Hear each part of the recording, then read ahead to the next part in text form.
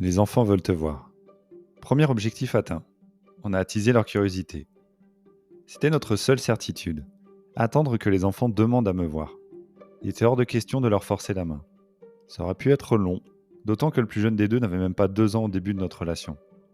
Autant dire que tout reposait sur la curiosité de sa sœur de 7 ans. Pour susciter l'intérêt, il se peut que leur mère ait parlé d'un collègue de travail qui l'a aidé à déplacer un meuble, à installer de nouveaux rideaux. Ce collègue, dont il commence à retenir le prénom, s'avère être devenu son chéri, confidence d'une mère à sa fille lors de la Saint-Valentin. Et en bonne porte-parole de son frère, la fillette a fini par réclamer: «Mais maman, on veut le voir ton chéri!»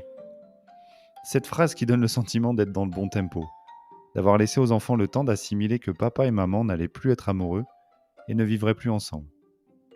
Le temps aussi de comprendre qu'une nouvelle personne allait faire son apparition dans leur nouveau quotidien, à peine rodé. On a eu le temps d'imaginer la rencontre idéale. Maman se promène avec les enfants et, oh surprise, elle croise son nouveau chéri. Ou bien quelque chose de plus officiel, de plus solennel.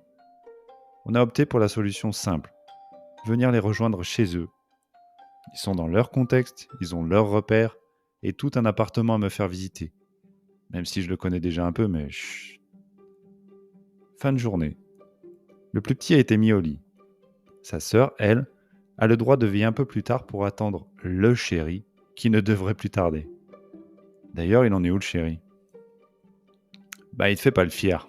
Il monte l'escalier, fébrilement, partagé entre l'excitation de les rencontrer, l'appréhension de ne pas leur plaire et le sentiment qu'après avoir poussé cette porte, rien ne sera plus jamais pareil. Ces vieux escaliers sont bruyants. Je suis sûrement repéré, alors je continue. J'arrive devant la porte, en prenant bien soin de ne pas utiliser la clé de l'appartement que j'ai déjà en poche. Je prends une grande inspiration et j'essaie d'arborer mon plus beau sourire. Sans délai, la porte s'ouvre doucement, comme au ralenti.